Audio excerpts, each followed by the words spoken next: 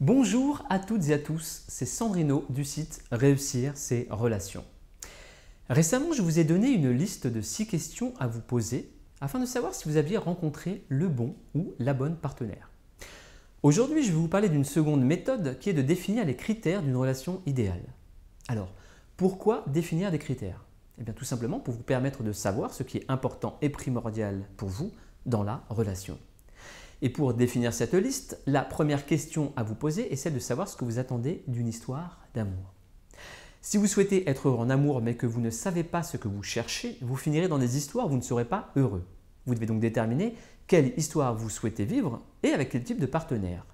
Mais plus important encore, vous devez déterminer quel type d'histoire vous ne voulez pas. Est-ce que par exemple, vous accepteriez une relation en tant qu'amant ou maîtresse de quelqu'un? Si vous ne fixez pas vos limites aujourd'hui de manière claire, cela pourrait arriver. Et ce n'est pas un hasard si je donne cet exemple. Je connais des hommes et des femmes qui sont dans cette situation depuis des années, qui n'avancent pas et qui ne sont pas satisfaits de la situation. Donc, définissez ce que vous voulez, ce que vous ne voulez pas et respectez ce que vous avez choisi. Lorsque vous définirez ce que vous souhaitez, il est important de vous poser certaines questions. Par exemple, 1. Quel type d'homme ou de femme souhaitez-vous? 2. Est-ce que le type de partenaire qui vous attire est celui qui vous convient vraiment? Et 3. Quelles sont ces qualités que vous attendez de votre partenaire? Il faut vous poser ces questions et les écrire pour garder une trace, c'est très important. Attention bien sûr à ne pas avoir une tonne de critères, il y a des critères importants et d'autres qui le sont moins. À vous de bien les choisir. Avec le temps, j'ai remarqué que l'on a besoin de très peu de critères, mais que le choix de ces critères est important. Car si on se focalise sur les mauvais critères, on fait les mauvais choix. Pour cette raison, je pense que vous ne devriez avoir que des critères liés aux valeurs et à la personnalité de votre partenaire idéal. Alors bien sûr, nous pouvons être amenés à modifier nos critères. Par exemple, vous tombez sur l'homme idéal qui répond quasiment à tous vos critères, mais il ne veut pas se marier. Il veut bien emménager avec vous, avoir un enfant avec vous, mais il ne veut pas se marier, alors que vous en avez envie et que c'était sur votre liste. Allez-vous quitter votre partenaire et partir à la recherche de quelqu'un d'autre qui acceptera de se marier avec vous mais qui pourrait ne pas être la personne qui vous convient le mieux? Ou allez-vous faire une concession par rapport à votre liste? Bref, vous serez probablement amené à faire des concessions sur certains critères. Ce n'est pas un problème en soi, sauf si vous faites de nombreuses concessions.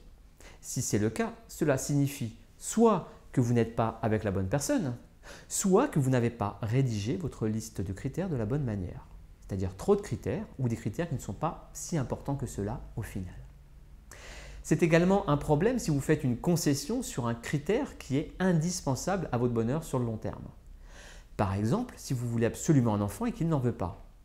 Si vous décidez d'aller plus loin, soit elle devra changer d'avis, soit c'est vous. En général, quelqu'un qui ne veut pas d'enfant ne change pas d'avis. Réfléchissez donc bien avant de vous engager plus loin dans cette relation. Mais attention, ne sortez pas avec quelqu'un en pensant qu'il va changer d'avis. Si vous avez un besoin et que vous choisissez le partenaire qui ne peut pas répondre à ce besoin, cela ne fonctionnera pas. Donc, vous ne changerez pas votre partenaire, alors choisissez celui qui vous convient plutôt que celui avec qui vous ne serez pas heureux. Je rappellerai également 2 éléments fondamentaux dans la recherche de notre partenaire idéal. Le premier, c'est que si vous n'êtes pas heureux avec vous-même, vous ne serez pas plus heureux en couple. Ce n'est pas votre partenaire qui doit combler le vide qui est en vous. Vous devez donner du sens à votre vie en dehors de votre couple plutôt que de croire que c'est votre partenaire à lui seul qui vous rendra heureux. Ensuite, si vous avez des attentes et des critères élevés, soyez au niveau. En d'autres mots, cherchez quelqu'un de parfait quand on ne l'est pas, ça ne vous mènera à rien et ça n'a pas de sens. Une dernière remarque, certaines personnes diront qu'elles fonctionnent à l'instinct. Alors, les choix à l'instinct peuvent fonctionner bien sûr, mais sont généralement physiques et s'apparentent plus à l'amour-passion qu'à l'amour durable.